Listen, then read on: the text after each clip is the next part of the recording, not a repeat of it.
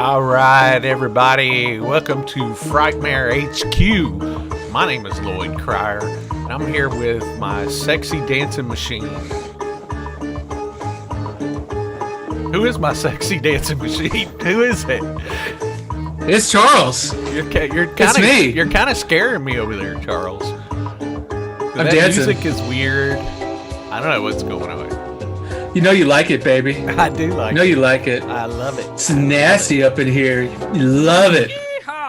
Well, here we are. We are back. Whoa! This is post COVID-19 Charles that you see right there. I'm alive. I'm alive. He is a blob. I'm alive. I almost died, but I'm alive now. I'm filled and rejuvenated with the power of Christ. It compels me. For those that don't know, Charles, for the past almost month, has been battling COVID-19. Right, Charles? Wouldn't go away. Then I spent about a week hospitalized in a quarantine unit. And I was septic, and I almost died. And Loyd laughed at me, and he was like, ha, ha, ha, ha, ha. You son of a bitch.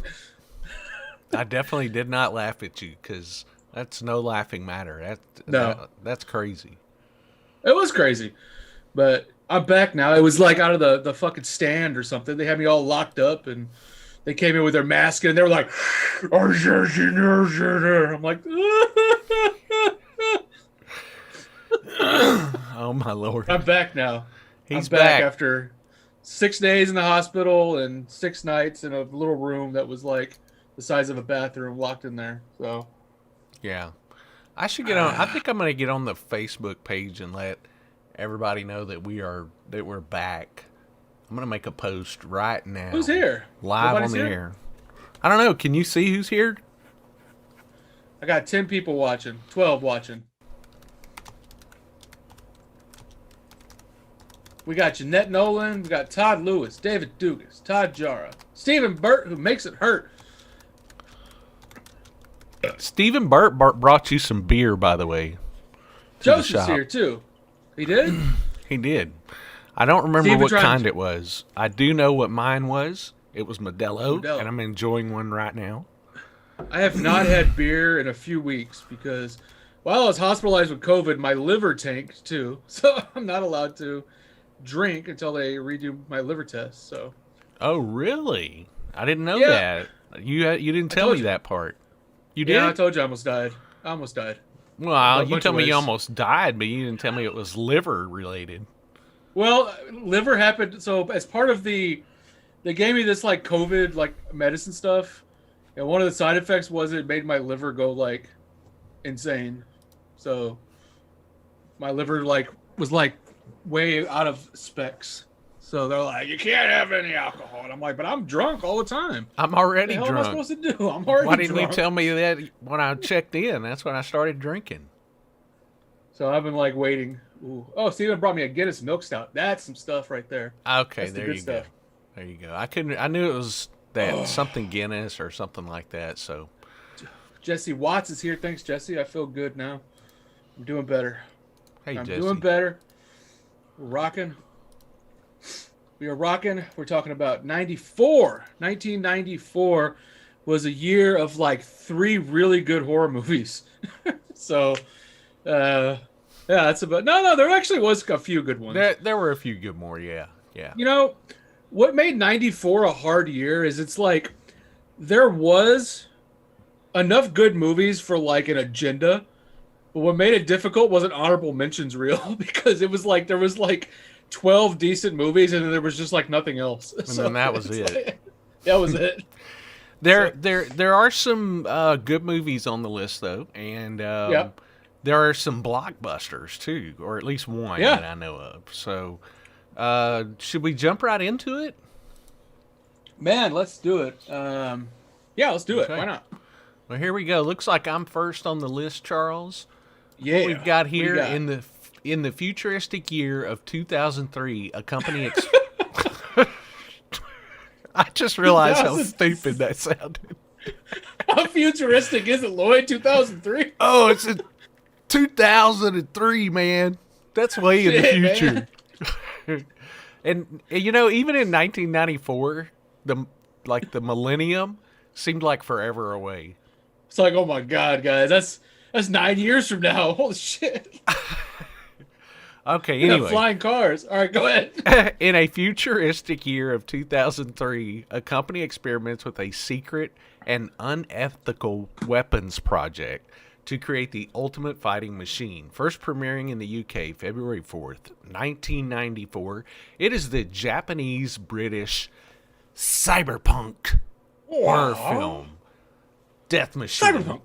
Written and directed by Stephen Norrington and starring Brad Dourif. Ooh. You want to watch the trailer? Yeah, roll it. All right. Hey, I'm just a love machine, and I don't work for nobody but you. I'm just a love machine, and I don't work for nobody but you. Well, when my temperature rise, and then I go for her. Are you there? Okay, we're back. What happened? I don't know. What'd you do? Where'd the no trailer idea. go? Let me try Where's this my trailer? again. Let me try it again. Where's my trailer? Hey, I'm just a love machine, and I don't work for nobody.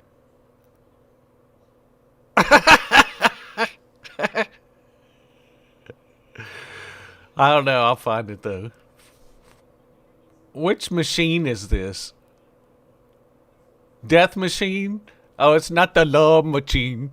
Hey, you're my love machine. Working for all the time, only for you. Okay, here's the real trailer.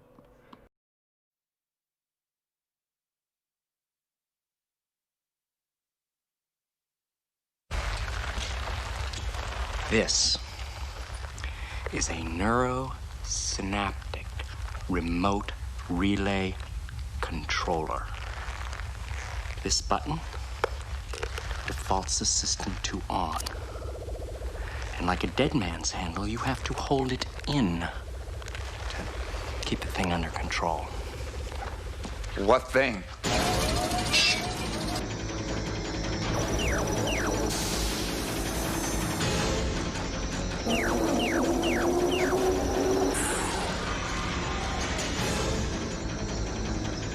Get out.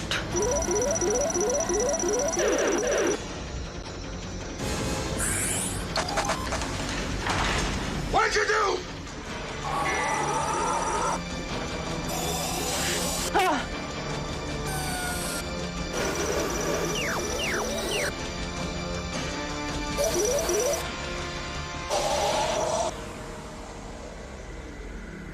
The seal in Vault 10 has been breached. Vault 10 contains some kind of death machine. And your friends are letting it out. Shut up!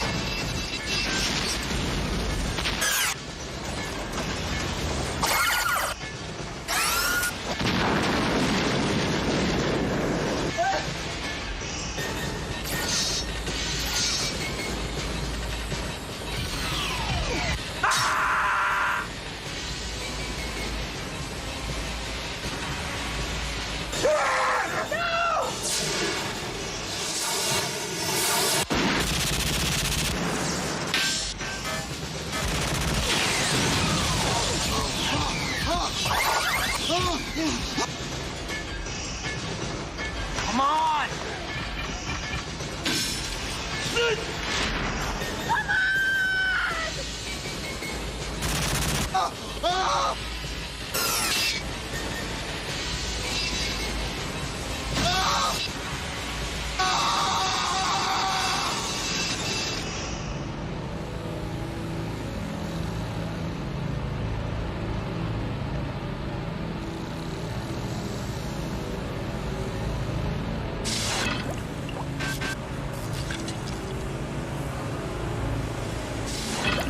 Order into chaos.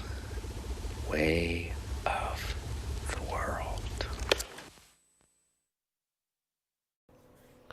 Well, Charles, I do not know about you, but I do not remember 2003 being quite like that. I do, man. Those controllers. Woo! Woo!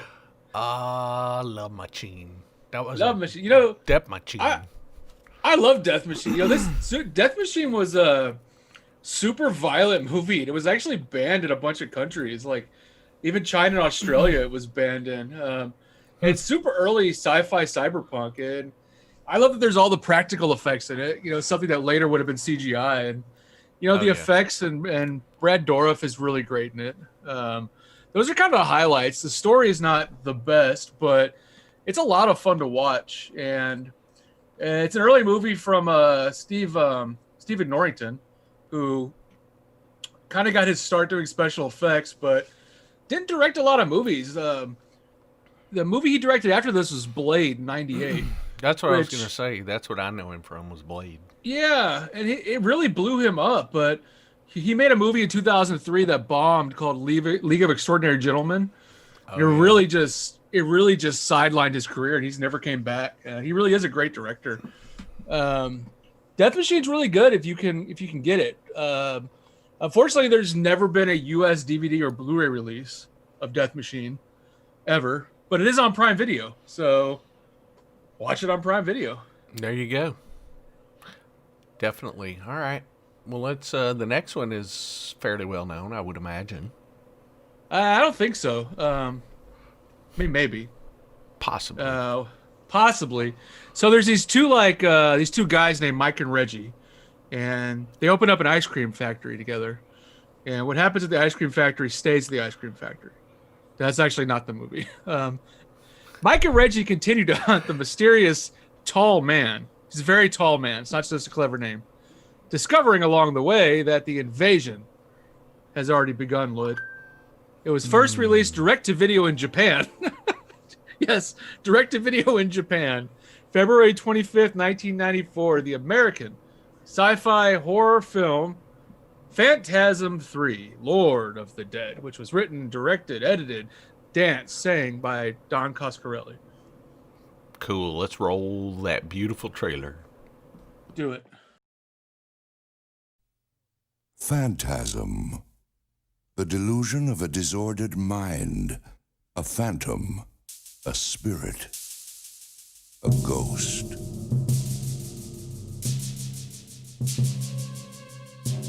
For most of his life, a young man has been pursued by a sinister force. Now he must learn the secret of the ultimate evil. Now it is time for you to come back to me.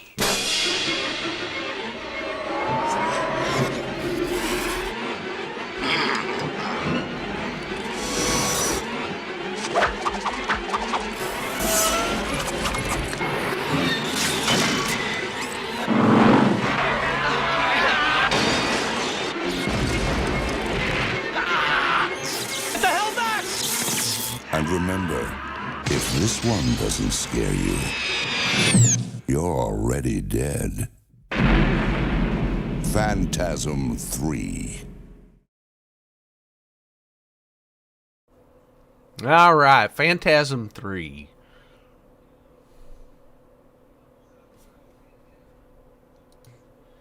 Phantasm 3 was stripped back to independent status. It was really, really, really cheaply made.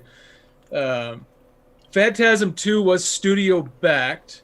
Phantasm 3 was not. And really, Coscarelli had to get creative with his last couple Phantasms to, get them made. But luckily, I mean, we've got the return of, the proper people in the movie. Because we had a recast in Phantasm 2. Yeah. I think Phantasm 3 is a lot of fun. I mean, I love Phantasm 3. Yeah, I did too. Yeah, absolutely. I didn't dislike any of the Phantasm movies from 1 through 3. Well, that's good to know. I actually enjoyed all of them. I even like 4. I mean, Phantasm 4 Oblivion's good too. I mean, 1 through 4 is good. Oh yeah, you're right. 1 through 4. I'm sorry. You better be sorry. I was thinking of the last one. Sorry. Which one? There's only 4 of them. There is only 4. You are right. There's only 4 Phantasm movies. What are you talking about? There you go. There's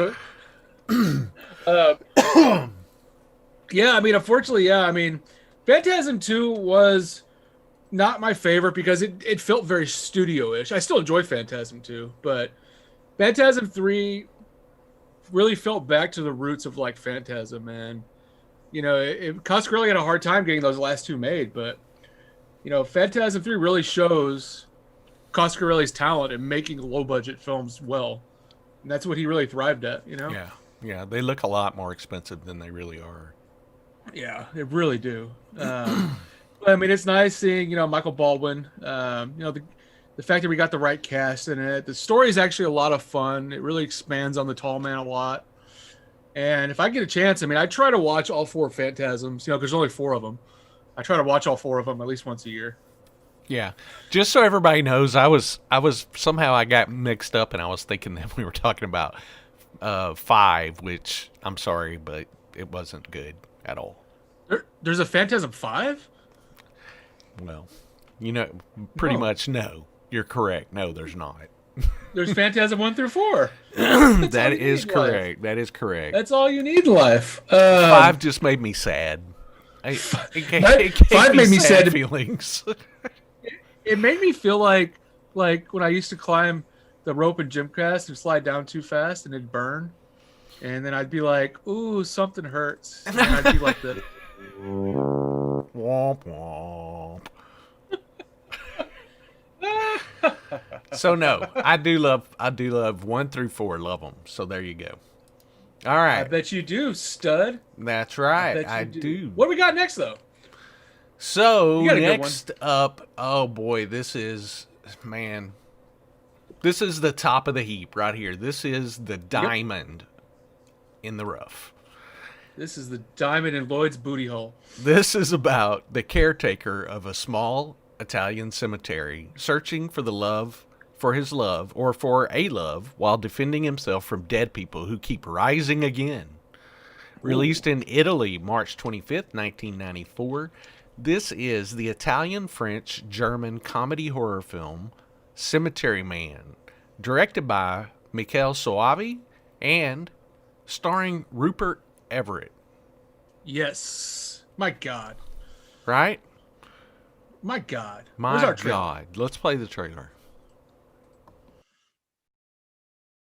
Non so come è cominciata l'epidemia, so solo che alcuni cadaveri di notte si risvegliano. Io li chiamo ritornanti, anche se non capisco perché abbiano tanta voglia di ritornare.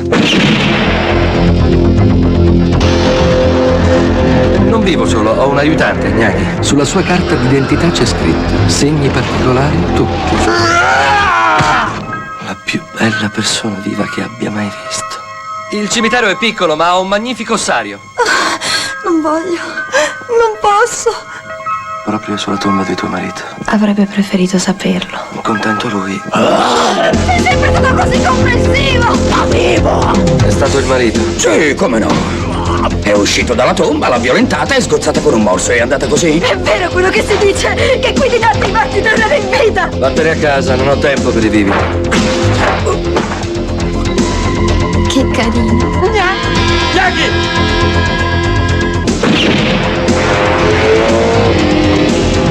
No, ti prego, lui mi sta solo mangiando. Vorrei sposare Gnaghi. Io mi oppongo finché avrò fiato in gola! Allora rimediamo subito.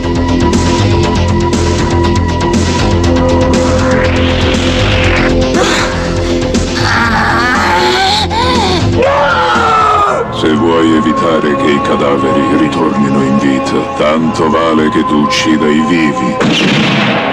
Serva Cesar! Scappiamo! Butti via quella sigaretta immediatamente! Cosa ci fa in terra, sorella? Sta pregando. C'è in giro un altro maniaco omicida. Ha fatto un massacro su al 4º piano. Mi hanno rubato i delitti. Esprimi un desiderio. Vorrei che ti innamorassi di me. Io sono già innamorata di te.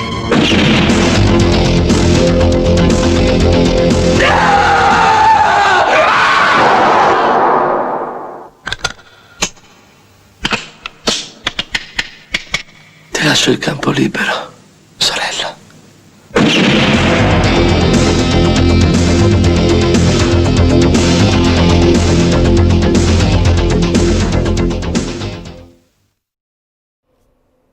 All right, Della Morte dell'Amore, fantastic film, and as you probably saw in that last slide, it's based on the Italian comic book Dylan Dog, and they tried to make an American Dylan Dog movie, and it didn't do that well. So, No, not at all. Cemetery Man is one of the most incredible films of the 90s. Yeah. If not of like a lot of times, because I mean it's visually beautiful. I mean the whole movie is perfection. Mikel Suave is one of my favorite directors, and he sort of disappeared after Cemetery Man. We know that we've talked about him a lot, but yeah, he does Italian TV now, which pays the bills. But he basically retired at the ripe age of like 35 to raise his family after this, and he could never get back in. I mean, this really, after Cemetery Man, he was a hot commodity.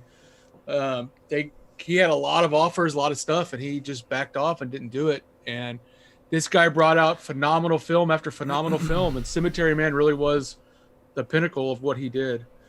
Oh God, I love Cemetery Man. I watched it so much. One night, you know how back in the day on a DVD player, if you fell asleep while you were watching the movie, the menu would play over and over again. I had a Spanish DVD of this, and it was called Mi novia es un zombie, was the title of the movie in Spain. That means my girlfriend is a zombie. And so anyway, I fell asleep one night after this movie went off, and the menu played all night long, and my kids still have that theme song to that movie etched in their brain that kept playing over and over. So I love that movie. I love that movie so much, though. I agree. I didn't see it till later on. I mean, I didn't see this for the first time until like 10 years ago, and really disappointed me because at that point I was already familiar with Mikel Suave, but for some reason I'd never seen Cemetery Man. I don't know why. It just had never landed in my hands. You know, I'd seen The Sect and Church, but yeah, this is a brilliant film. Really one I highly recommend. And unfortunately in the US, it's only ever been released on DVD from Anchor Bay. And that's out of print now, isn't it? But there is actually a really nice UK region-free Blu-ray for like $15 you can import. Yeah. For some reason, people pay like $100 for this Anchor Bay DVD, which I don't understand people's mindsets. But buy the region-free Blu-ray. It's $15, and it's a beautiful 1080 transfer, and it's not streaming anywhere, so that's what you need. You need to go find it.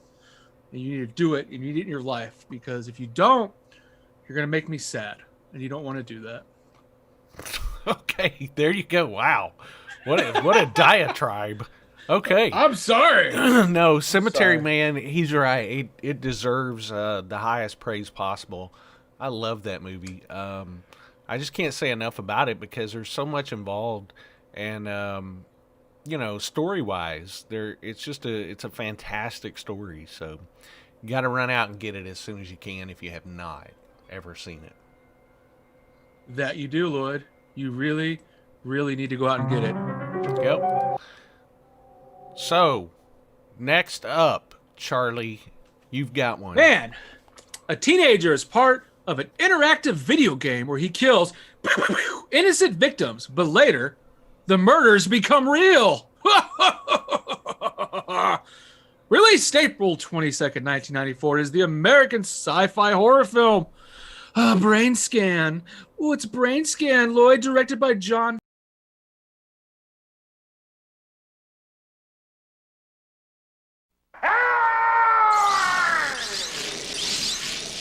Now that I have your attention, please allow me to introduce myself. My name is Trickster. What was that film you were watching? Death, Death, Death. Death, Death, Death. Part 2. Oh, Lord. Michael's seen it. Go for it, man. Done it. Played it. Look, I've played them all. And just when he thought he'd die of boredom. Brainscan, the ultimate experience in interactive terror. Never leave home without it. You're in the game, man. You're in control. You must think like a killer. Cover up any clues. Leave no witnesses, no evidence. A challenge he can't resist. It was so real. It was sick. See, I told you, man. I told you it would blow your mind. A game he can't escape. There was a grisly murder in the quiet suburban town of Mountview today. So you did it. What was on that disc? It's not a game anymore. Hamilton and Hayden. It's real. It wasn't supposed to be real. Real, unreal, what's the difference? I didn't kill the man. I didn't even know him. You're in this now. You won't survive on your own. You started this and now you're afraid to finish it, just like you're afraid of everything else. I won't kill her. Shoot her. Play it. The witness has to die. Edward Furlong, Frank Langella, and introducing T. Ryder Smith as the trickster. Brainscan. I can't wait to see what you do next.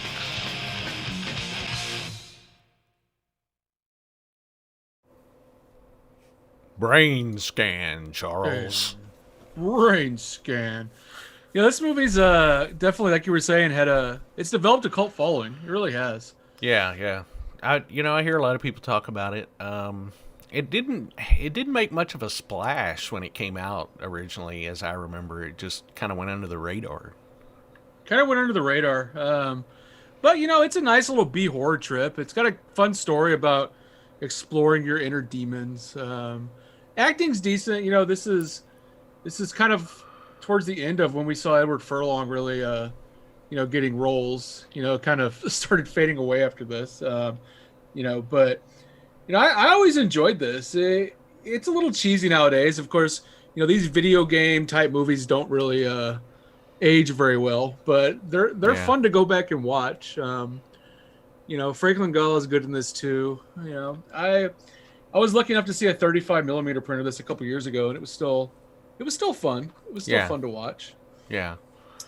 Well, I remember really liking it. I think it's cool. It seems like it was one of the early video game movies, that were kind of trying to capitalize on the video game craze.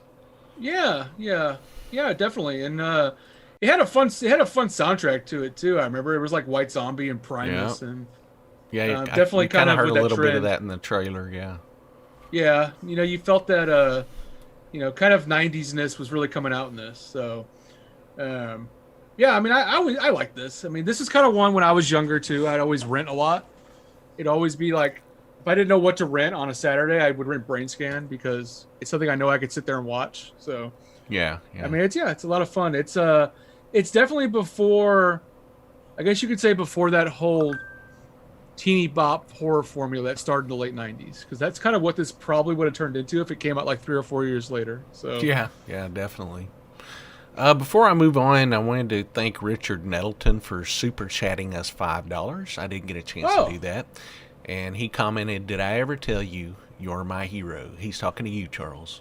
Oh, thank you, Richard. You're my hero too, but you're also the wind beneath my wings. All right, next up. Hey, you gave me some good ones tonight, man. Thank you, Charles. I did, man. This one's all you. Yeah. All right, here we go. I like this movie. After a deadly I bet you plague, do, stud. After a deadly plague kills most of the world's population, the remaining survivors split into 2 groups. I bet no one knows what I'm talking about. Nobody knows what you're talking about. Yeah. One led by a benevolent elder and the other by a malevolent being. First aired May 8th, 1994. This is the 6-hour American post-apocalyptic horror TV miniseries, The Stand. M-O-O-N. That spells Lloyd Cryer. Directed by Mick Garris and based on the 1978 novel of the same name by Stephen King. Trailer. From Stephen King, the master of suspense, comes his all-time bestseller. Containment breach! We've had a major containment breach! Use the manual gate override, Captain! Do it now! Captain! You'll have to close the gate! A deadly virus released by a government mistake. A frantic military willing to stop at nothing to cover up the terrible truth. This so-called super flu does not exist. What did you do? What did you people do? As the plague sweeps out of control, a nation erupts, society crumbles, the end is here. The monster's here! The darkman's here! Now, all that remains, the demon, the prophet, and those chosen to survive. Drawn by dreams of an old woman, Be coming along to see me, won't you, Larry? the chosen ones stream to Colorado to find their dreams are real. Help us to be true, dear Lord. Help us to stand.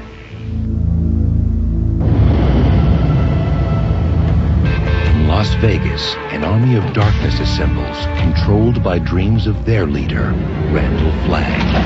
Go for it. Do it, Harold! Do it!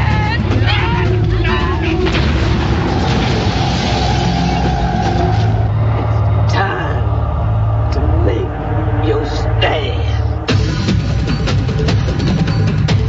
The ultimate stand against the forces of evil.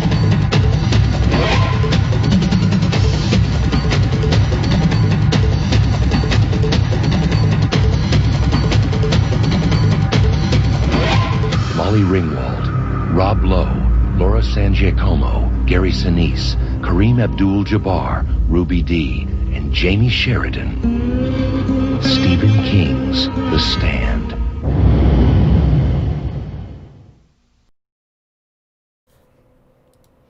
All right, The Stand.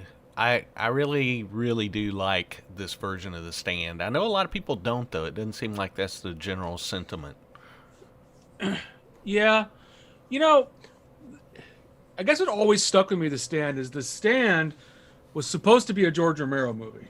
Yes. George Romero worked on The Stand for almost a decade with Stephen King to turn it into a theatrical film, which was almost impossible because, I mean, we're talking about a book that's like 1,000 pages that they needed to trim down to like a 2-hour movie. But it got done. There is a script out there that Romero was going to direct. It's a 200-page script. But, you know, at the end of the 80s, and Romero and sort of cut ties with Lorelei Entertainment, which was Richard Rubenstein's company. They never made this movie, and Rubenstein sold it to ABC, who made the TV miniseries out of it. I would have loved to see George Romero's film of The Stand, but I always said that making The Stand into theatrical film was, oh my God, almost impossible. There's way too much. Well, Romero even said that. He always said I don't think he ever really believed in the project. You know, I really don't. He worked on it, yeah, but I really just I don't think he ever believed in it. I think he was doing that for, just because he wanted to make everybody happy. You know what I'm saying? Yeah. Agents and managers and all that kind of stuff. So. Yeah, it's true. But, for being a made-for-TV film, I do like The Stand, and this was basically only way we were getting some of these movies at the time, these longer Stephen King ones. They had to be made for TV, which means they were very light Stephen King films. They weren't very gory. But this one, I think, had a lot of suspense and a lot of fun in it. It's super long. Mm-hmm. I haven't watched it in a while because I don't have the attention span anymore to sit through 6 hours of something. It may take me a while. But I did like The Stand. I'm interested in the new one that's coming out. I think it's next month. Oh, yeah. I was going to bring that up. Looking forward to that. That's a pretty high-profile remake, really, because they've got some big names in that movie, including Whoopi Goldberg. I don't know. She's super mainstream. I mean, I'm interested in seeing it. I'm very interested in it. I saw the trailer for the new one, and it legitimately looked like it was made like 25 years ago still. That's what the problem I had with it, because I saw the trailer and I'm like, these look like graphics from like 1998. Yeah, what is going on here? Well, it is super low budget, and it's also it's got a super TV feel to it. It's definitely sanitized in a lot of ways. But you know what? It's still a fun telling. And like you said, there was no other way we were going to get that movie. No, yeah, but I'm talking about the new one too. The new one looks really cheap, dude. Oh, does you see it? the trailer? Oh, I don't know what it is, man. I saw the trailer for it, but the new trailer for the new one, I was like, why does it look like it was made like NBC nightly movie in 1999? Yeah. It's like, I mean, I'm super excited about The Stand, but like when they said The Stand was coming back, I don't like, why didn't somebody give this to like Netflix or something? Like somebody who had a budget, you know? Yeah. Well, who knows? But hey, I don't judge until I see. I only judge what I do see. And is it ABC that's still bringing it out? CBS All Access. Oh, so it's CBS, huh? I don't know. I don't have a theory for that. Well, let's make a shot-for-shot remake of this 1994 version, Loyd. All right. Okay. All right? I'm gonna be Mother Abigail. Okay. Ooh. Hey, Lord. Mayhap you is. Mayhap you isn't, Lord. You gonna come down to Boulder with me, Lord. You gonna come down to Boulder with me? We're gonna fight the man. Bomdy. Where's my mullet? Hey, boy. I'm gonna get you out of jail. The mullet's the best part of that movie. He comes out like a tuxedo gentleman. He's like selling snake oil. He's like, "Hey there, big boy. You ever want to run your hands through my hair?" Oh my lord. Anyway, yeah, The Stand did well. You know, it was a big movie for TV. I know in Italy for some reason it was called Shadow of the Scorpion. That's what it was released as in Italy. I don't know why. Well, that's stupid. I'm gonna start calling it that. Lloyd, you ever seen Shadow of the Scorpion in 1994? Nope. 6 hours long. Never have. No? Oh shit! All right. Well, if you're interested in it, yeah. All right. The Stand, guys. I think you guys have seen The Stand. If you haven't, I mean, you're not gonna find it streaming because it's a damn miniseries. But you could pick up a Blu-ray for like $10. And I will admit, Blu-ray's actually pretty good. It is. I watched it during, when Corona broke out. I watched that and some other plague movies, and it was actually enjoyable. So it's a cool movie to watch right now when we're in the middle of a worldwide pandemic. Yeah, and definitely with a new one coming out next month. I mean, I would say if you guys, haven't seen it in a while, definitely watch it. I mean, I saw the Blu-ray for like $10 on Amazon. It's worth a watch. It's worth I mean, it may take you a $10, few yeah. days. Yeah. So. All right. There we Let's go. move. All right, guys. A Halloween party is turning deadly for a group of teenagers when a bloodthirsty demon named Loyd Cryer appears as the hellish hostess. Woo-hoo-hoo-hoo! Released May 13th, 1994. It's the American horror film Night of the Demons 2, directed by Brian Chinchard Smith and starring Amelia Kincaid, the one and only. That's right. Trailer rolling.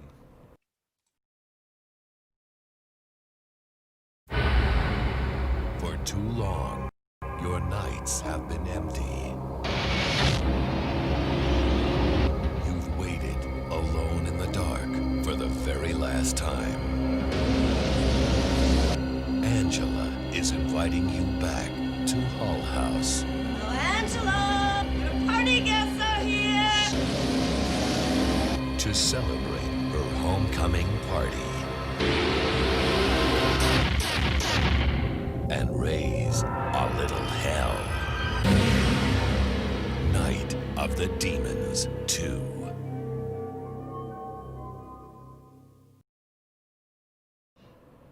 Night of the Demons 2. What'd you think of this one, Charles?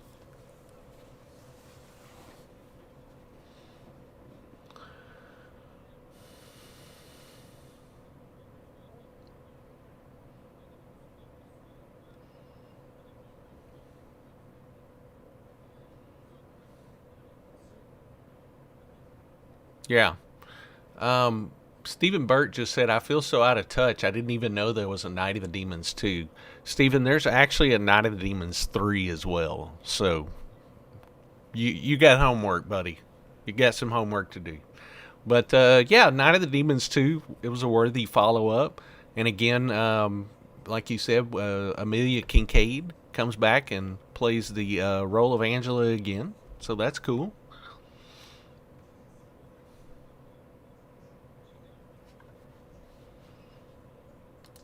to this role. The director of this, it was an interesting guy. He didn't do a lot of stuff people know, but he made a lot of movies kind of like this. Made a lot of sequels.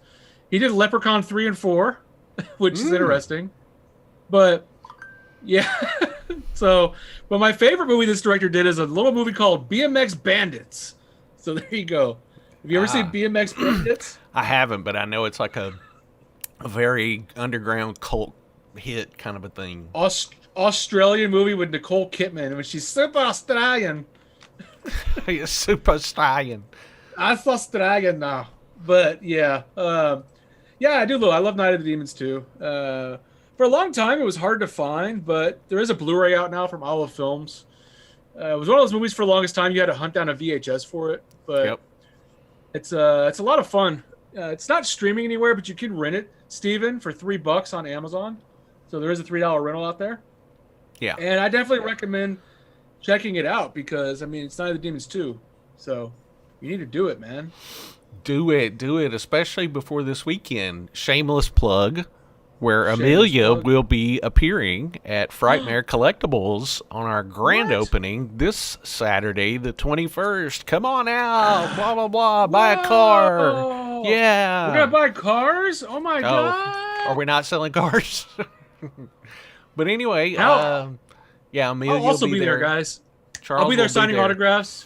I'll be there signing autographs too, guys. We're going to test him again for COVID before he comes in, so no worries. Well, it's all good. I'm only signing tampons, so that's all I'm signing. But that's it. So $2. So come get yours. $2. But but I do love Night of the Demons too, though. Yeah, it's be great to see Amelia. We love this movie, so it's great fun. Go get it. Angela's back in this one, and we love Angela. So we do love Angela. All right. So next up, a mild-mannered book editor bitten by a wolf goes for the throat of all who have betrayed him. Released June 17th, 1994, it is the American romantic horror film Wolf, directed by Mike Nichols and... and starring Jack Nicholson, Michelle Pfeiffer, James Spader, Richard Jenkins, and Christopher Plummer. It's an all-star cast, Charles. Oh, take off your panties and throw them against the wall. We got an all-star cast. Right. Oh, shit.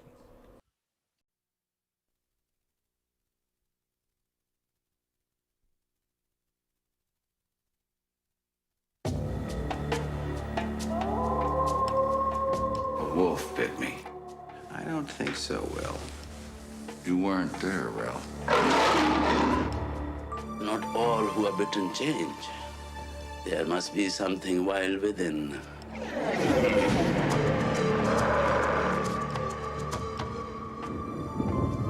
been sleeping all day. How do you feel? I feel, good. It is Mexican Independence Day.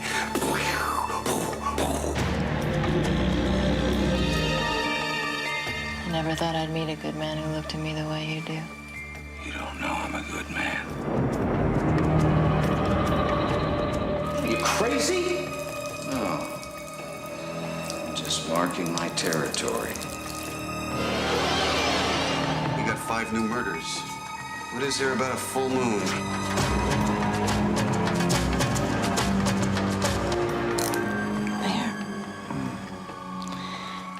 You seem pretty helpless now. Yes.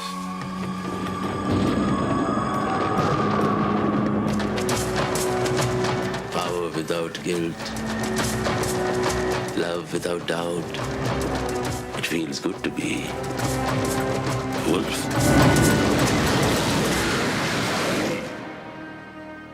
Don't look so scared.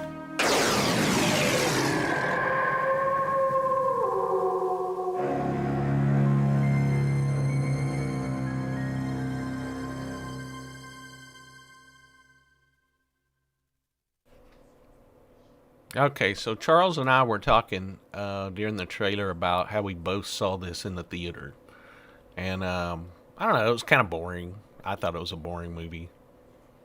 It definitely holds up well. I watched it not too long ago, and it's a unique installment into werewolf films. It does start off a little slow, but it does build up kind of an interesting story. It's it's a well-made film. The director in it's super well known. Yeah. Mike Nichol won an Oscar for directing The Graduate. He did a lot of other crap. I can't remember most of it. Closer, Regarding Henry, Working Girl, Birdcage, but really well-known director. This was a high-budget movie, but I like it. I think it's really well made. It's beautifully shot, and the score is actually done by Ennio Morricone in it, and it's a weird Ennio Morricone score. It's not one of my favorites of his, but it's got this weird mechanical sound to it that's not like other Morricone scores. I would say, yeah, if you haven't seen Wolf in a long time, it's maybe worth a rewatch. It's a lot better than it seemed probably at first if it's been a long time. Honestly, I haven't seen it since 1994, so... So you could probably rewatch it. It's been 20-something years. I may want to rewatch it, but I guess at the time I was, I was just younger and it was kind of boring. But yeah, that's cool. That's cool. That's good to know. Maybe I'll go check it out again soon. Yeah. I mean, Wolf is it's actually kind of hard to find. It's surprisingly. When I looked, there's a Blu-ray, but it's like $40. You can import one for like $15 from the UK, but you can rent it for like $3 on Amazon too. So there you go. All right. Well, it looks like you are next up with the next movie. I was going to say what it was, it's but me? If I do, I believe it is, Charles. looks like you're neck up with the next up movie there, Charles. Yeah, get on in there. Okay. A woman destined for freedom. What happened? Dude, there was like zombie moans going on in the background. I didn't know what was going on. I thought it was you. Oh, I thought that was you. I thought you were getting dirty again. Oh. Yeah. Oh, Lord, Loyd. Gravy. All right. A woman destined for freedom. Let's get. A woman destined for freedom manages to escape hell. When she arrives from the sewers of Earth, she decides to punish the sinners. But the last thing she expected to find was love, Loyd. It's the last thing she expected. She came from hell. When she arrives from the sewers of Earth. Yes. So she came and she was gonna punish sinners first. But then she found love. And then she didn't feel like punishing the sinners? Because she found love in a hopeless place. Wow. I've never heard a story like that before in my life. That is amazingly unique.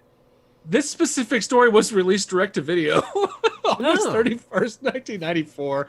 It's a Romanian-American romantic supernatural horror film called Dark Angel the Ascent, directed by Linda Hassana.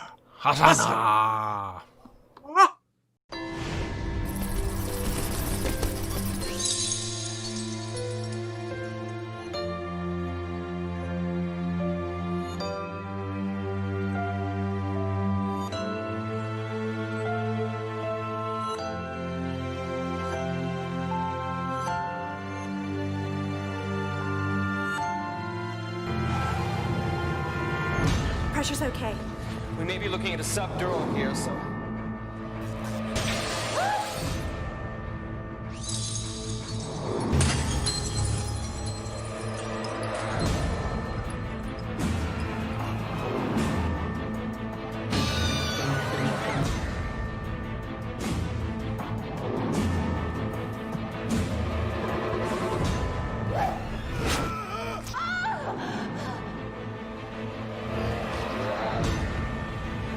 These are the last days.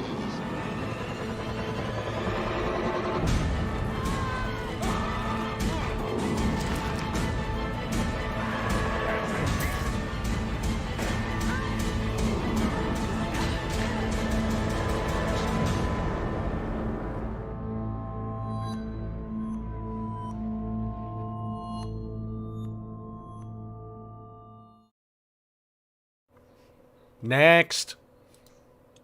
Charles, that looks pretty bad. I've never seen it, but is it good or bad? You know that I'm gonna be honest with you. Dark Angel's actually a surprisingly well-made movie for a full moon movie. Really? I'm not even kidding. Right. Yeah, I'm not even kidding you. This is not one that a lot of people have seen, and it's not easy to find. This is streaming on Tubi, free with ads. I'd recommend watching it. It's better than you think it's going to be. It definitely feels like it's turning into a softcore Cinemax porn movie at some points, but it's surprisingly well shot. Well, it did come from the mind that brought you the mind of Charles Band. Well, there is the mind of the mind of the mind that is Charles Band. But yeah, this is an interesting movie from a lady named Linda Hasano who never really did anything again except for a made-for-TV Men in Black alien attack thing. And it's actually surprisingly well made. It's cheesy at some parts, but it's kind of strange how well shot and how well the locations work on it and how well the lighting is in it and how well a lot of this movie is. It's a lot better than it should be.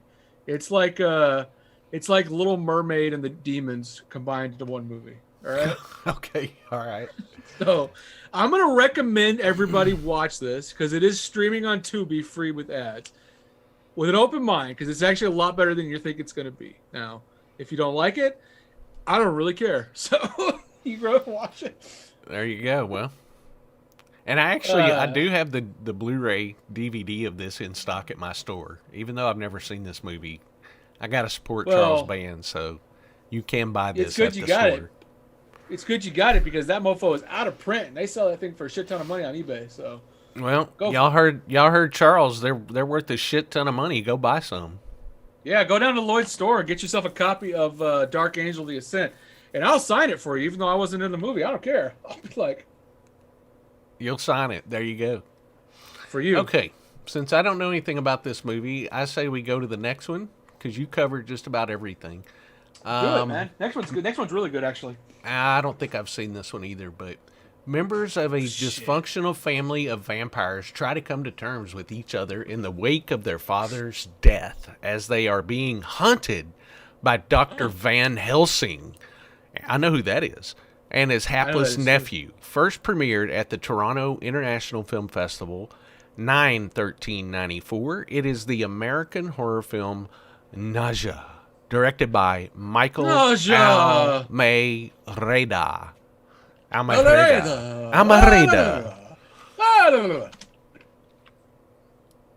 Never seen it.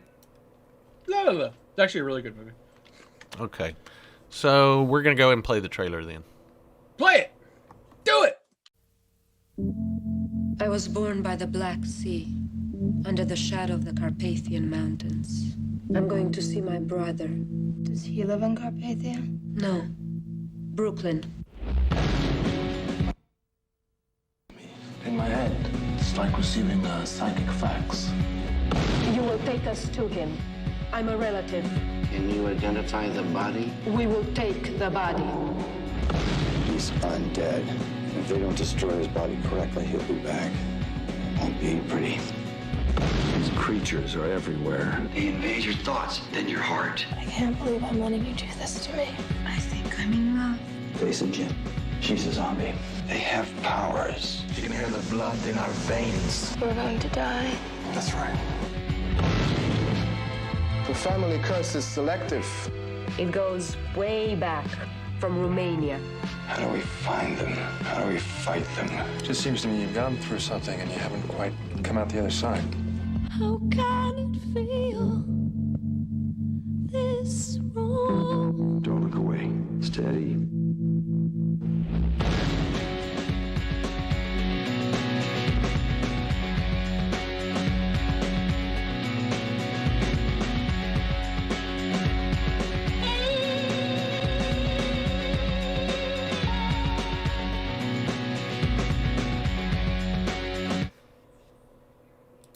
Okay, now I want to see this, Charles. Dude, this movie is so amazing. It is shamefully underrated. Like, a lot of people have not seen this movie. and it's super difficult to find. It's never been released on Blu-ray. There's only been one DVD that came out like 15 years ago. No import releases, not streaming. And it's so well shot. It's David Lynch is in it for a bit. And it's just like super film noir art house, like Bram Stoker tribute. It's just so well done. And it's a very enthralling film. It like just draws you in. And I really love this. I think it's a fantastic film. And almost nobody has seen this movie. I mentioned it. People have no idea what I'm talking about. I'm like, yeah. God, watch it. It's because it's not released anywhere. Yeah. That's why. Well, you've piqued my interest on that one, so I definitely want to see it. I'm going to search it out. I pique your interest a lot, don't I? You do. You do something. You peek at me. That's for damn sure. You know how I like to peek at you, and I like to peek at you. I'm like, You're a Pokemon. That's what you are. You're a Pikachu. Peeking you. I'm gonna peek it, baby. I'm gonna peek you so good. You're not gonna know what's gonna happen. Well, you got the next one, and it's a good one, baby. I'm peeking. Okay. All right. A demonic force. A demonic force has chosen a fictional horror character as its portal to the real world. Can the film star play her part one last time and stop the evil entering our world? Released October 14th, 1994, it's the American slasher film Wes Craven's New Nightmare, written and directed by Wes Craven, of course. Market, common market. I'm doing a film about my nightmares as I'm dreaming them. In order for the movie to continue, it was dependent on me having more nightmares. Well, fortunately, I did. I'm a little frightened by what Wes may have tapped into. I frankly felt that it was over when we did the final nightmare. In a town where movies go over schedule and directors go over budget, something far more evil is out of control.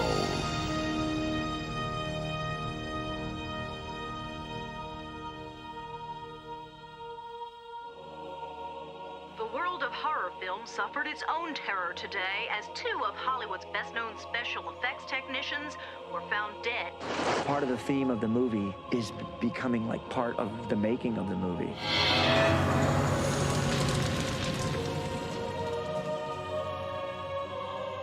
Can you come with me in my dreams?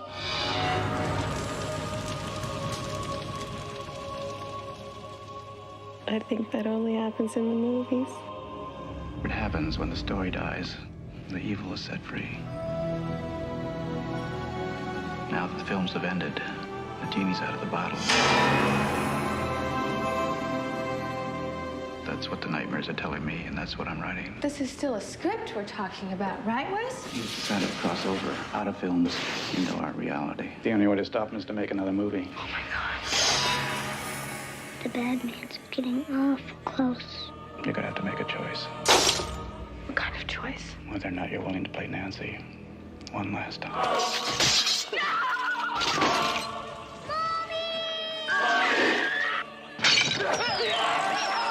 Cut the effect!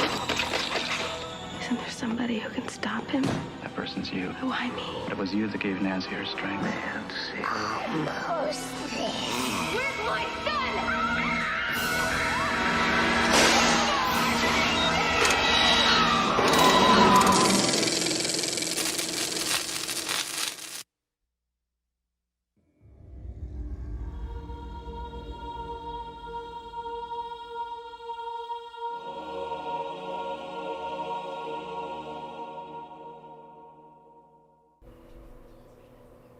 Now that is a good trailer, Charles. That was a tongue twister. Yeah, that's kind of a rare trailer. Didn't show that much. It was one of the original kind of promo trailers that was out really early, and really fantastically put together trailer. Yeah, and the movie itself is very good. I guess this is kind of where you see Wes Craven start going towards that Scream, the meta kind of stuff, Yeah. This movie is phenomenal. I mean, the ideal of this movie is so original, and it's so crazy intense, and it's so fantastically executed by Wes Craven. This is something that I don't think anybody ever thought that they could come up with. Like, this is not an ideal that was kind of around, and it's so crazy the way he took this franchise and made it something real, but also still not real. It's insane. Yeah, it is. This is Wes Craven at his best, in my opinion. This is a masterpiece. This is a masterpiece film. It really is. Yeah. I mean, Wes Craven, what can you say are masterpieces of his? He has a few, but he does. This was kind of the pinnacle. I mean, I always tell people that, I love Wes Craven, but I mean, I think he has, a few good masterpieces, and this is definitely one of them. I think this and the original Nightmare on Elm Street, of course, are there. This movie was so out of left field and so well executed that, I mean, people didn't appreciate it at the time because people still wanted the goofy, funny Freddy movies. People were like, "Oh, it's stupid." Yeah, and it really bombed. It really bombed. It was ahead of its time. It really was. I think if this movie came out now, it would be a huge success. Yeah. Does that make sense? This is kind of like horror nowadays. This is like, it has that feel, Yeah. It really does. And, the makeup of Freddy in this is so fantastic. This makeup they made. They redesigned the makeup from the ground up. And it took us back to how dark this series was, Yeah. Good stuff. It's definitely one of my favorite of the entire series, Yeah. I agree. And Wes Craven, I mean, he should have been doing them all along. Yeah.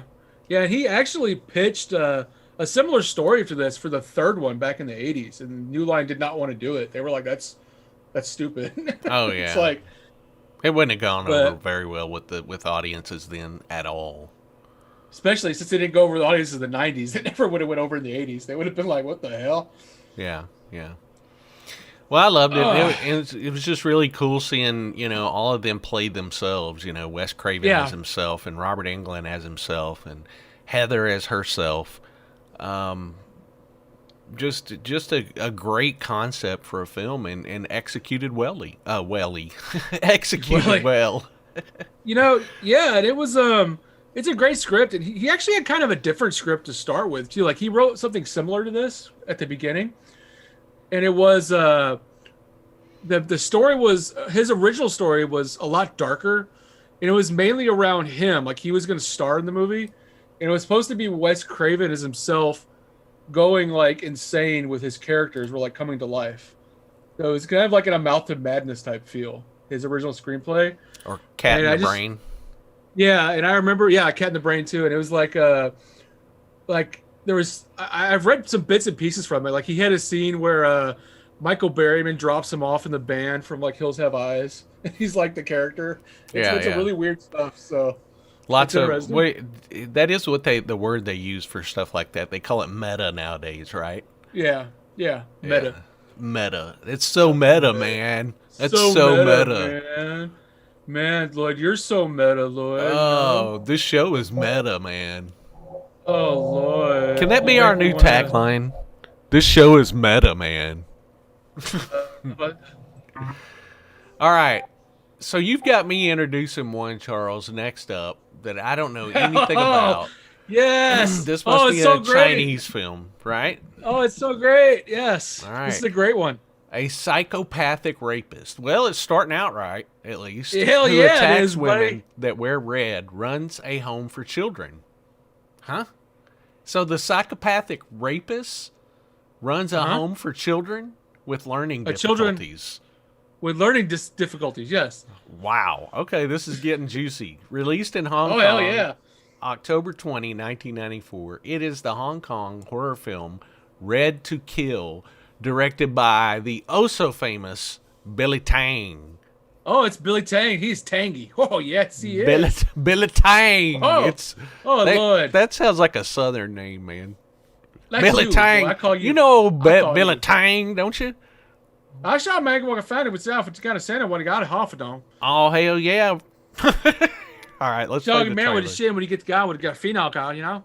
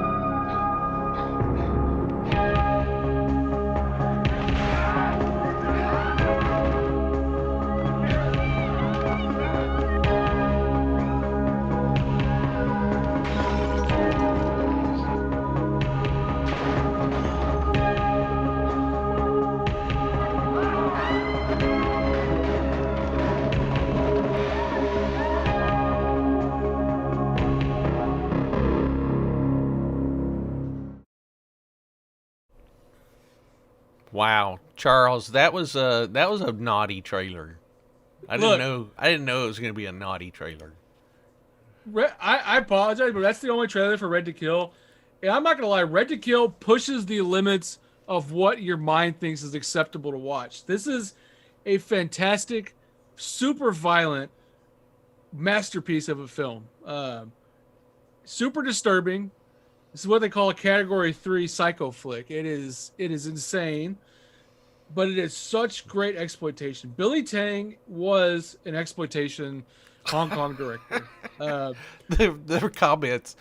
Hendershot 555 says, "What the hell did we just watch?" And then Mr. 80s 1224 says, "It looks like a porn crazy film." You got wait. I'm not even to the good ones yet. Travis Brown Where's says, the good ones? "This movie has some tang." It has some tang. And then Ollie Tapa said, "This sounds wicked, and I'm surprised I've never seen it."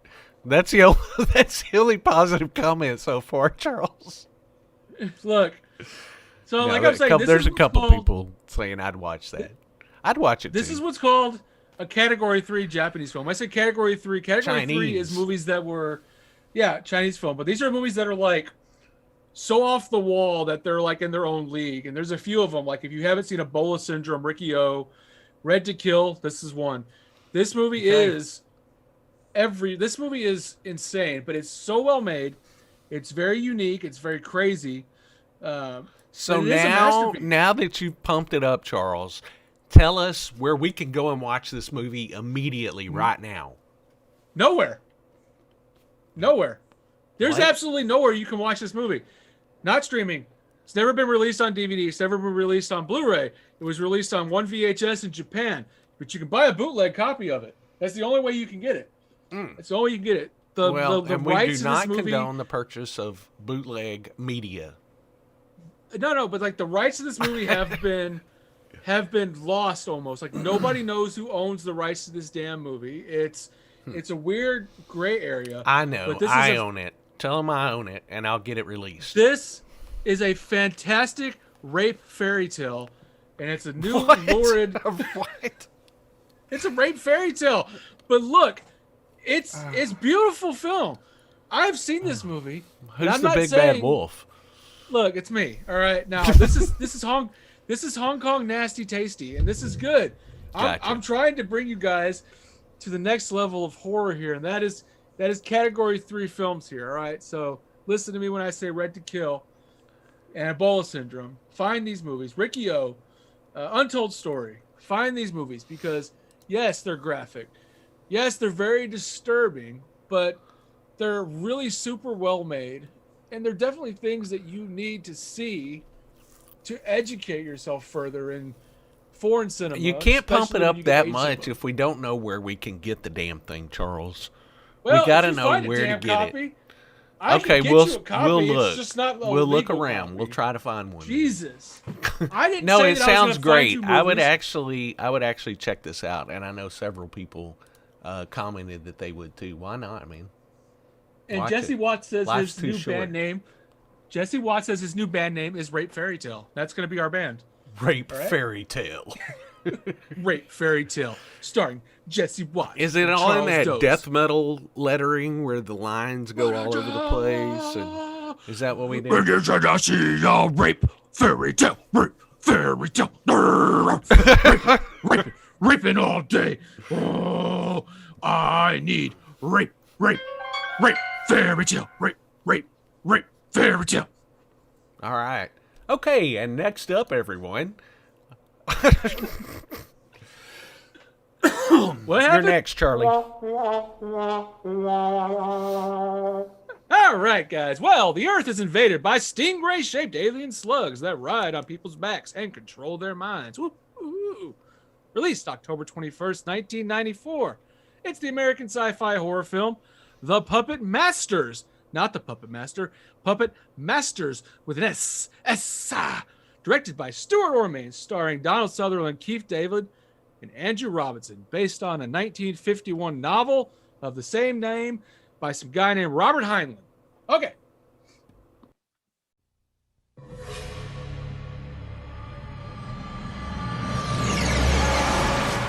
unexpected guest has arrived. Something unusual was reported entering our atmosphere last night. And soon, everyone's life will be transformed. Because this guest isn't just visiting. Still moving. What the hell is that? A visitor, I presume. It's looking for a home. The probe penetrates the brain while these hooks lock into the spinal column. Using us like puppets? We're being manipulated. They're capable of transmitting not just intelligence, but memory. We're only human after all. Stumble on them! Secure the building. Security! 1 day, 4,000. 2 days, 16,000.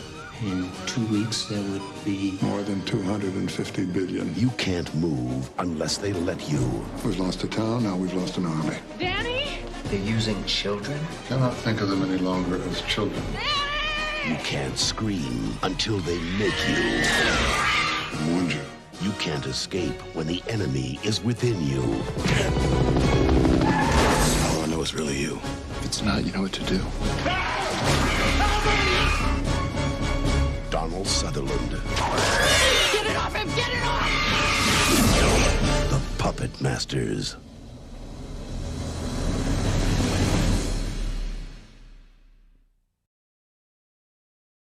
All right, so that's produced by David Goyer, who is also a someone that worked on Blade, right? Is a writer. Yeah. So did you like this one? Yeah, you know, Puppet Masters is it's actually a fun movie. It's definitely, I mean, it's based on an old book, but it definitely feels very derivative of Body Snatchers, of course. Mm-hmm. But, you know, it's got Donald Sutherland in it. There's nothing Donald Sutherland can't pull off, in my opinion, you know?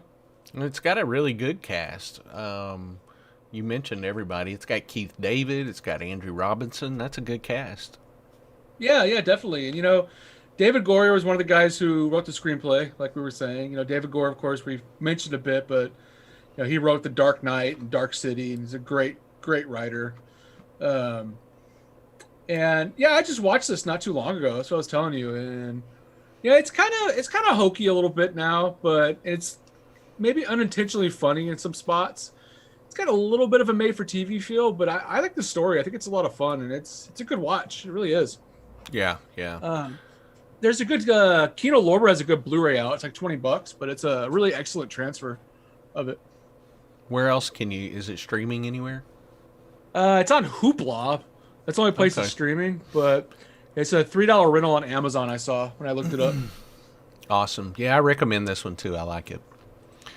Yeah, I mean, it's a decent sci-fi. It's a little more sci-fi than horror, you know, but it's definitely not disappointing. It's one of those fun movies, you know. It's just a fun kind of just sit down and grab some popcorn movie, you know, just enjoy it.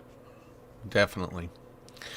Next up, when the brilliant but unorthodox scientist Dr. Victor Frankenstein rejects the artificial man that he has created, the creature escapes and later swears revenge. Released November 4th, 1994, it's the American sci-fi horror film Mary Shelley's Frankenstein, directed by Keith Branagh and starring Robert De Niro, one of the most faithful adaptations of Mary Shelley's 1818 novel. Woo! Robert De Niro played the Frankenstein monster. He was in Mary Shelley's Frankenstein. Are you picturing that? Robert De Niro playing the Frankenstein? No one need ever die. I will stop this. No, you can't achieve death. We won't know unless we try.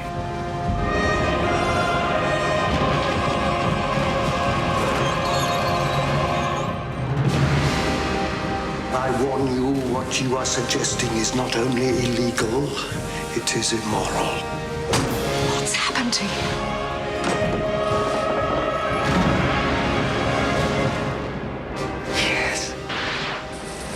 Combination.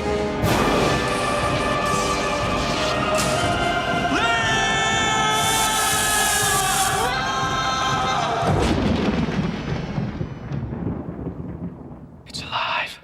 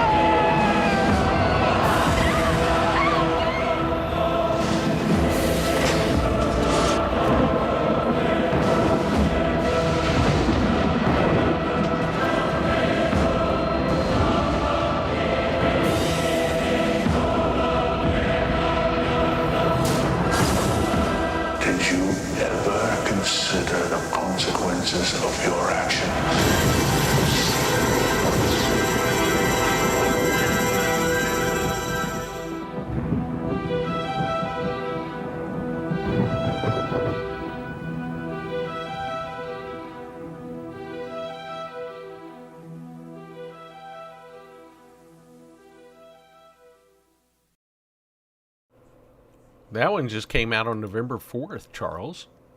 I know. You know, I like this movie a lot, but it can put you to sleep. I see Richard said he fell asleep in it. It can get a little slow. It's a little more artsy, but, you know, Kenneth Branagh is a phenomenal filmmaker. He was also starred in the movie as Victor Frankenstein, Doctor. You know, this guy was only 34 when he made this, and he actually was 29 when he was first nominated for an Oscar. He was nominated for Henry V for actor and director, and you know, this guy's been nominated for like 5 or 6 Oscars, and really fantastic filmmaker. And Mary Shelley's Frankenstein screenplay was written by Frank Darabont, surprisingly enough. Wrote the screenplay, and it's fantastically shot by a guy named Roger Pratt, who is the cinematographer. It's a beautiful film, but it's definitely one that can put you to sleep, so don't watch it late at night. But I think it's a really great, faithful adaptation of Mary Shelley's story. Some stuff's changed a little bit, but you know, if you get into these old Gothic, you know, type stories, they are slow. It's just how they are. That's how those old stories were. So, yeah, I like this one a lot. You know, if it's something you feel like being a little on a bolder side, watch something maybe a little slower. It's not bad. There's a decent Blu-ray, but it's on Prime Video right now. So if you got Prime, it's worth a rewatch on that one. There you go. Robert De Niro's kind of interesting in it as the creature. I think he was an interesting choice. He kind of looks like Frankenstein anyway, so I think it worked. So, but yeah, surprisingly enough, I saw this at theaters too when I was like 10 years old, because that's all I used to do. I didn't have a babysitter. I would get dropped off in the movie theater. So I watched every movie I think that came out in 1994. So. Well, there you go. Well, the next one is yours, and it's the last one. This is the last one, and it's a really good one, I think. Yeah. A vampire tells his epic life story of love, betrayal, loneliness, and hunger. Sounds like my life. Shit. Released November 11th, 1994, it's the American Gothic horror film Interview with a Vampire, directed by the phenomenal Neil Jordan and based on Anne Rice's 1976 novel of the same name.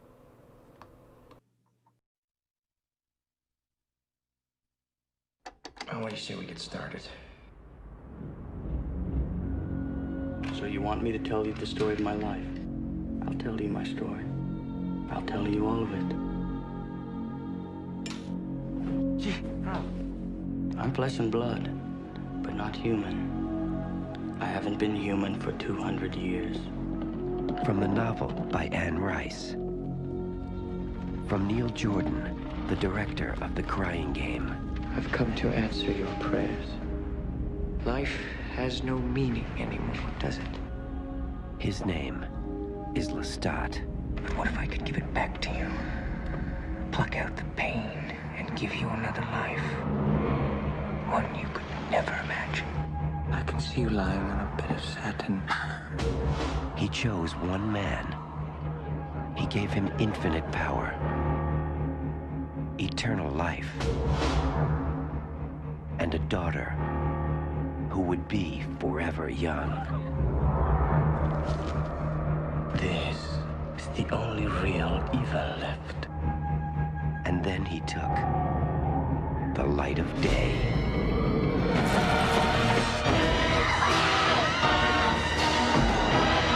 You're a vampire who never knew what life was until it ran out in a red gush over your lips. I can't stand this any longer. You made us what we are, didn't you? God kills indiscriminately, and so shall we. You like dying? You condemn me to hell! Monster. One happy family. Hate her, Louis. End her suffering and yours. For do not doubt, you are a killer. I want some more. Tom Cruise, Brad Pitt, Stephen Ray, Antonio Banderas, Kirsten Dunst, and Christian Slater. Interview with the Vampire.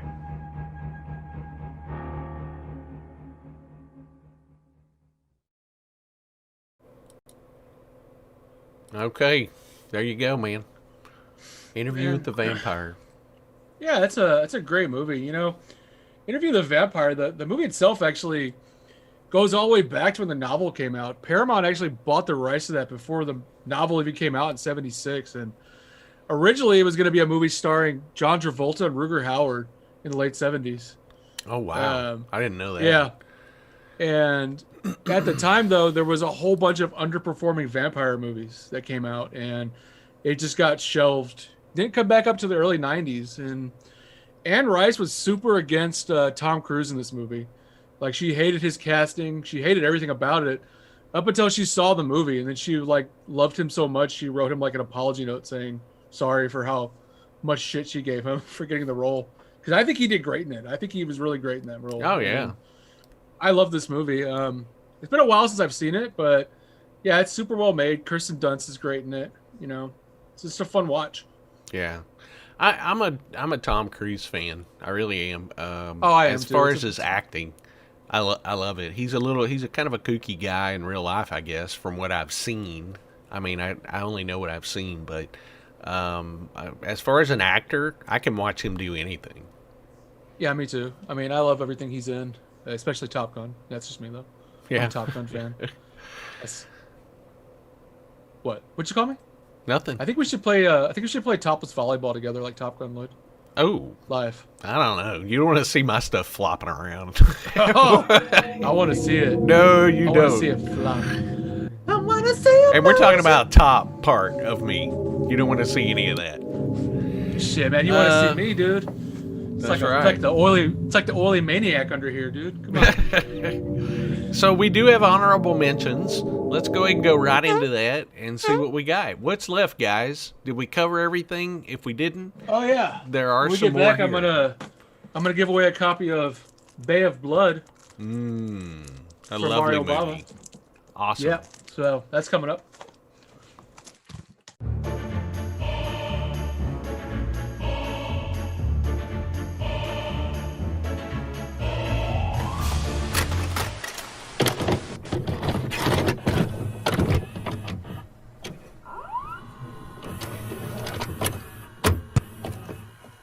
I command you, awaken. What have we here? I can't feel my body. I feel so weird. This is so bad. Now the little guys are in charge.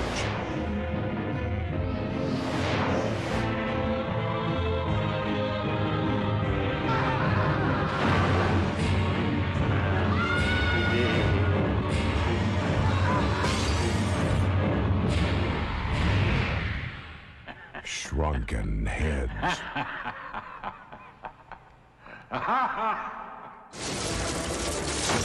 Scott Valentine, Michelle Green.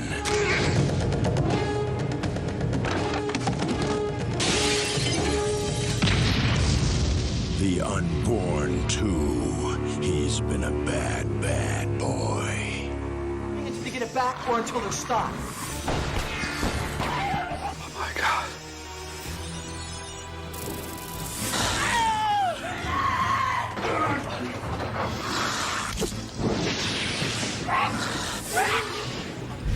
Puppet Master 5.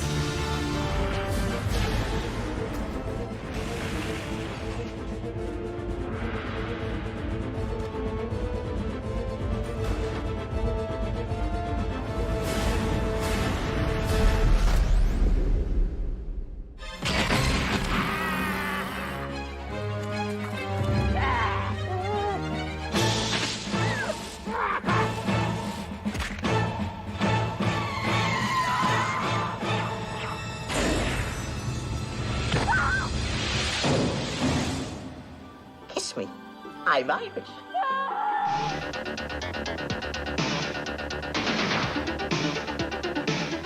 When you think of electronics, think of Smith's. GE 20-inch color TV with remote control, only $239. Big 25-inch Zenith color TV with remote control, just $397. Or a Magnavox Deluxe VCR with on-screen programming, only $217.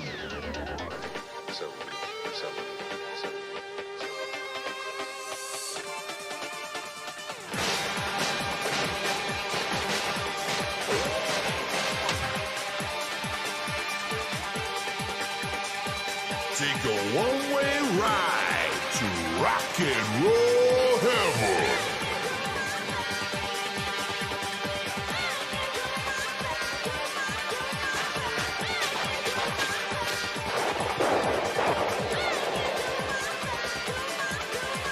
You see now, you can whack a good bit of family entertainment.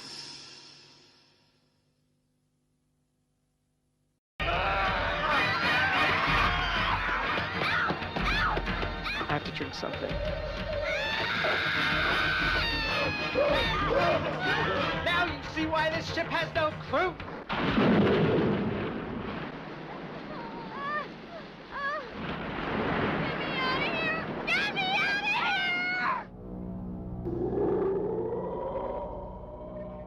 Ausgeliefert! Oh, mein Baby! Alles, was ich will, ist ein Kind.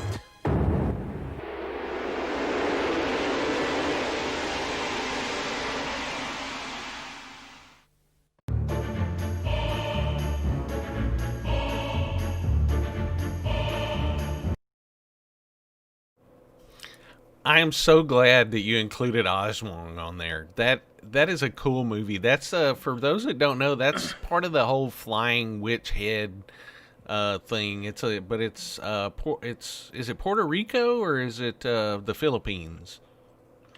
I think it might be the Philippines. I can't remember. No, Philippines. It is the Philippines. It's like their version of the vampire, but it eats children. And it just doesn't its head come off and it flies around. And then it eats kids or unborn babies or something. Yeah, it's pretty scary. Oswald's actually, it's also called The Unearthing, and it's actually a really, really good movie. It probably should have been off the honorable mentions and on our regular agenda, but it's kind of where it landed. Yeah, I like it a lot though. I really want to talk about Red to Kill a little bit more, so that's why Red to Kill made it, because Red fairy tale. Yeah. So, well, that's one that I'll see. I don't know if anybody's got Oswald anymore. I want to say Synapse released that way back on DVD. Oswald. It was somebody did, but I have a copy of it over there. It's the only reason I know. But it's a cool movie, man. Yeah, it's a DVD out of it. I think that's the only thing. I don't think there's a Blu-ray or anything out. You can pick up a DVD though for, you can pick one up for $10-15 if you look. It's out there. Okay. It's what I'd recommend to people, though, if they haven't seen it. It's a good one. Yeah, absolutely. I do recommend that movie. Several of those, though, I've never seen. I don't know. Never seen it? Yeah. Pick one of your favorites off of that list there. The honorable mentions, Oswald's probably the best one. Leprechaun 2's not that good, but it's a fun watch. Yeah. It's the honorable mentions aren't the best this time, but it's kind of is what it is. Shrunken Heads is not very good either, but it's a hilarious watch. The first one. Yeah. Richard Nelton, sorry, he said, who's hosting Saturday and what's the movie? We're actually not going to do ones this Saturday, just because it's a grand opening and I'll be up there all day, and I'll be there too. I have to be responsible. Charles will be there as well. But we are going to go live at some point. I'm going to set up the camera, and anybody that can't make it out can get a sneak peek at Amelia signing autographs, and probably some of the other folks. And then Charles might pop on, and I might pop on. So I'll pop on. Why not? Yeah, we'll probably let that stream run as long as we can. So there you go. Yeah, that sounds about right. That's right. So, that's one thing that I want to talk about in a minute, but let's go ahead and do the giveaway. So I got a copy of Kino Lorber's Mario Bava collection, Bay of Blood here, brand new for somebody. And we need to give this away. This is actually a fantastic release of Bay of Blood. The original 35mm negative was used. Stephen Burt just tipped us $20. Thank you, Stephen. He said, thank you. I've added some movies to my watch list. Me too, Stephen. Continue on, Charles. Sorry about that. No, just saying. Yeah, really great release from Kino Lorber, Bay of Blood. So really great one. Also includes this. Also includes the European release version, which is Italian with English subtitles. This is actually a really fantastic release. So we'll give this away. Lloyd, how do you want to give this one away today? What are we doing? We got to be super creative with this one because I love A Bay of Blood. It's a good movie. Yeah, it's a good giveaway. I'm getting better with our giveaways here, guys. Man, I'm getting nasty. Oh, you've always been nasty when it comes to giveaways, Charles. Nasty. All right. Want to ask a trivia question? Yeah. Do you have one? All right. I got one. I'm going to think one in my head. All right. So in the movie The Birds, what is the California town where the birds attack? Haltom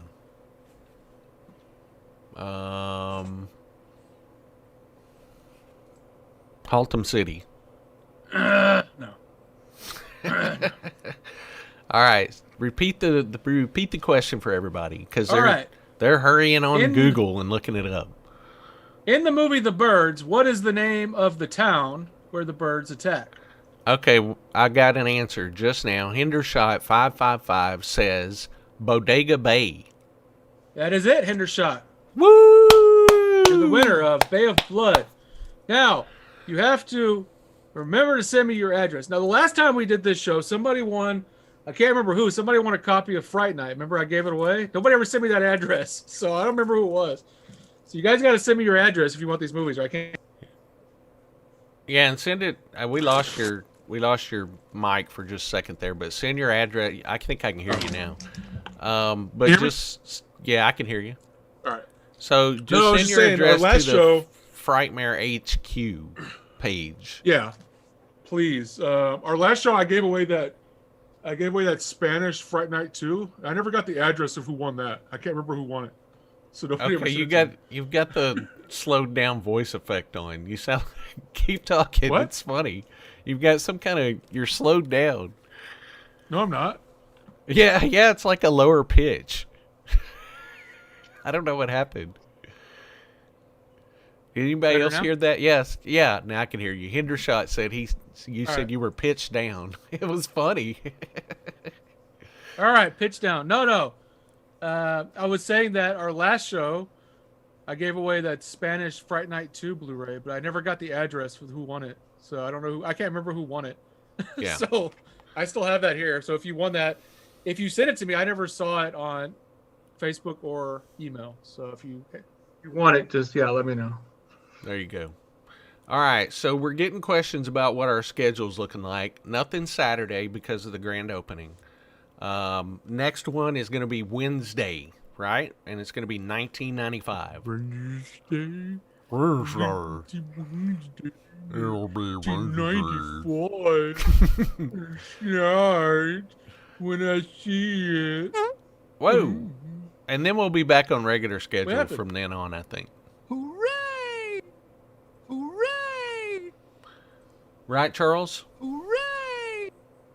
Hooray! What the fuck's going on? Okay, so... Lord. What the fuck's going on? All right, so I'm getting questions about the grand opening. Serious time now. Fun but serious time. The grand opening, the store will be open that day from 11 a.m. to 10 p.m. Frightmare Collectibles this Saturday for the grand opening. We are the event actually. Here's the time. So at noon, 12 o'clock, Amelia will start signing, and she said she's going to sign until 6 p.m. I guess we're going to be on sort of the same schedule for the other guests, and the other guests are authors Weil E. Young and John Wayne Communale, and then there'll be some of the guys, some of them big muckety mucks from Death's Head Press will also be there. So we'll see you then. Yeah, baby. All right. I think that is it, everybody. Do you have anything else you want to talk about, Charles? Look. Yeah, guys. So, Saturday. Don't look for Saturday, but like Lloyd said, Wednesday, we'll be back 1995. So that's Wednesday. That's the day before Thanksgiving. Shit, it's almost time, guys. We'll be here on November 25th for A Year in Horror 1995.